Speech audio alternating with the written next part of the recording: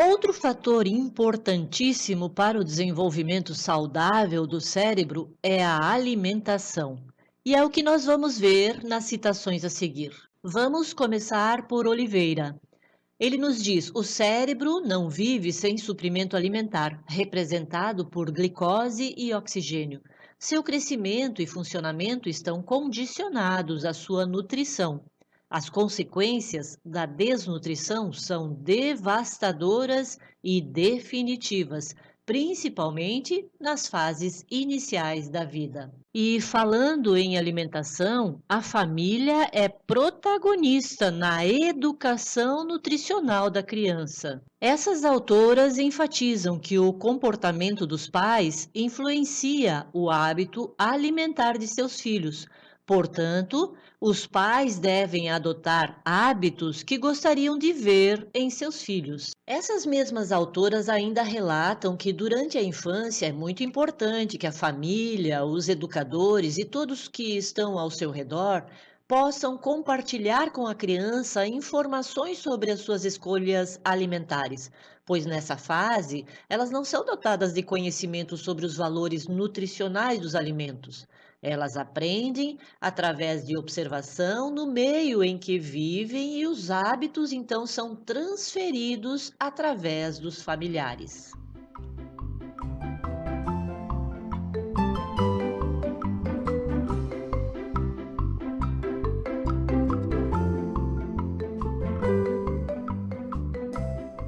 Outra informação importante é sobre a influência da alimentação da mãe durante a lactação.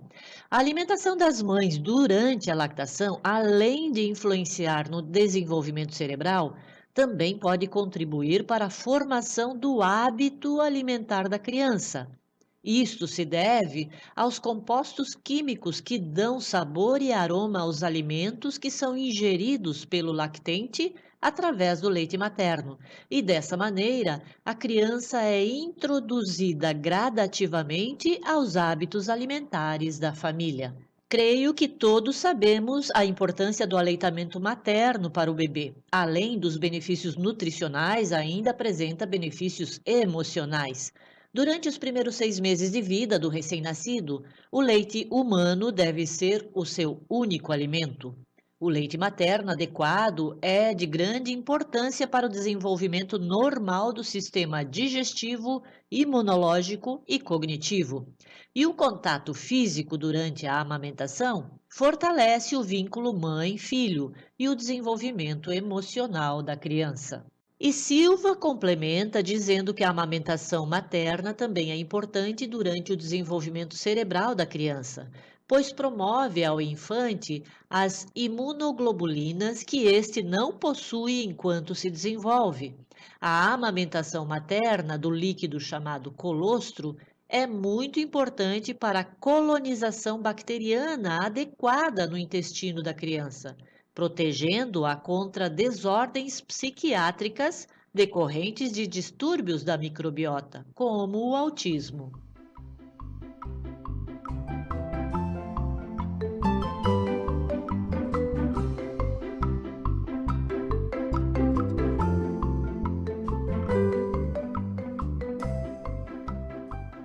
Quando a criança começa a fazer a introdução de alimentação sólida, é muito comum ela fazer cara feia para alguns alimentos e até mesmo rejeitar. Vamos ver o que alguns autores esclarecem. A transição da dieta láctea da primeira infância para um novo hábito alimentar muitas vezes é acompanhada de rejeição a diversos alimentos que são importantes fontes nutricionais para o bom desenvolvimento cerebral. A rejeição inicial ao alimento muitas vezes é erroneamente interpretada como uma aversão permanente ao mesmo, excluindo-o da dieta da criança. No entanto, alterações na aceitação de alimentos podem ser alcançadas a partir da exposição repetida, através da prova de alimentos não familiares e ou recusados, sendo uma estratégia promissora para promover preferências e prevenir rejeições alimentares por crianças.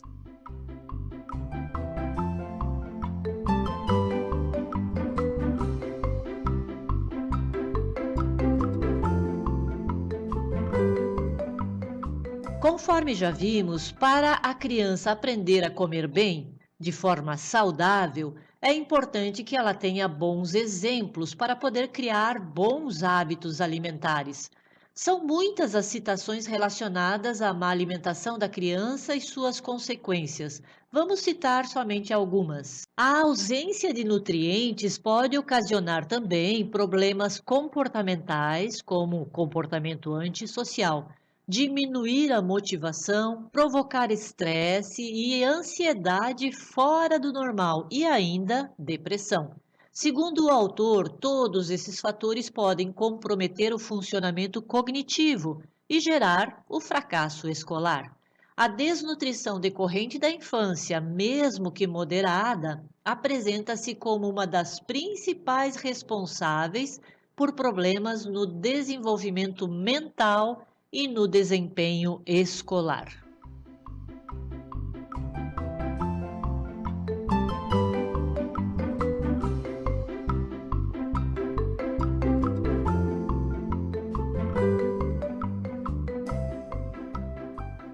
Além do fator obesidade, a má alimentação pode oferecer também muitos riscos aos jovens e adolescentes, como diabetes, colesterol alto, hipertensão arterial sistêmica, a pressão alta, anemia, problemas cardíacos, ósseos, baixo desenvolvimento cognitivo e até problemas neurológicos. Creio que essas poucas informações nos dão uma ideia da importância de orientarmos os pais, cuidadores e até mesmo analisarmos os alimentos que são oferecidos pela escola. Através das citações que vimos, a má alimentação, ou seja, a falta de nutrientes essenciais, pode ter influências na saúde, no desenvolvimento e no comportamento da criança, inclusive no desempenho escolar.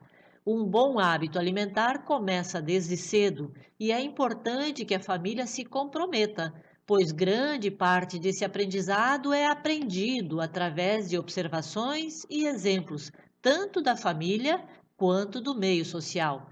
E qual a importância desse assunto para o professor? O professor é, acima de tudo, educador, não só das crianças diretamente, mas indiretamente. E isso também se relaciona às orientações aos pais quanto ao bom desenvolvimento da criança.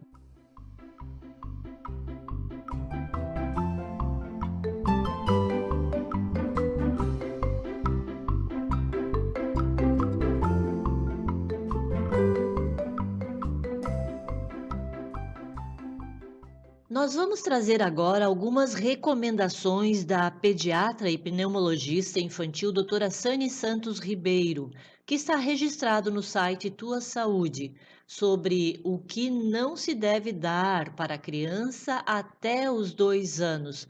Eu considero muito importante essa informação para que nós possamos orientar aos pais e estimular as crianças pequenas numa dieta saudável, pensando no desenvolvimento de um cérebro saudável. Ela aconselha, então, evitar antes dos 2 anos. O primeiro que ela cita são os doces. Os doces contêm grande quantidade de açúcar, gordura e conservantes em sua composição. Dentre esses doces estão qualquer tipo: balas, chocolates, sorvetes, leite condensado e bolos. O próximo é o achocolatado. Embora possam ser enriquecidos com vitaminas e minerais, são impróprios para o consumo até 2 anos e aumentam o risco de excesso de peso e obesidade. Os refrigerantes apresentam grande quantidade de açúcar, sódio e também pode conter cafeína e outros ingredientes como conservantes e corantes.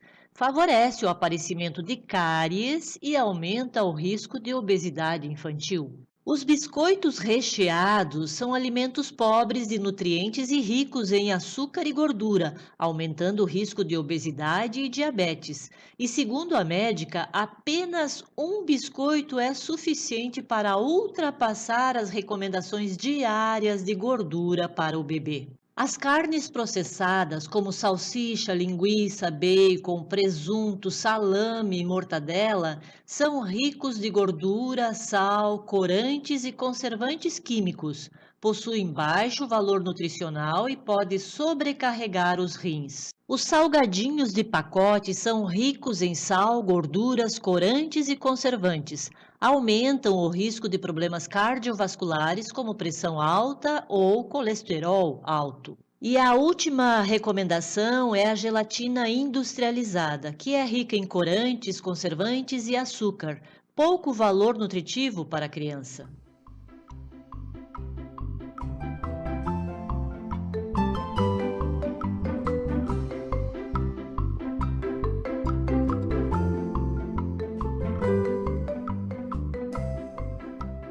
Não podíamos encerrar essa videoaula sem falar da importância da água para o cérebro.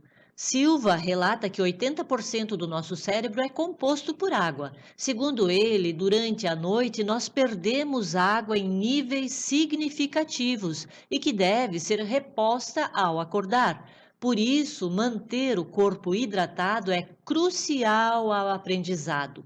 E ele também acrescenta: a água é necessária para a produção cerebral de hormônios e neurotransmissores, componentes críticos para o sistema de comunicação do cérebro.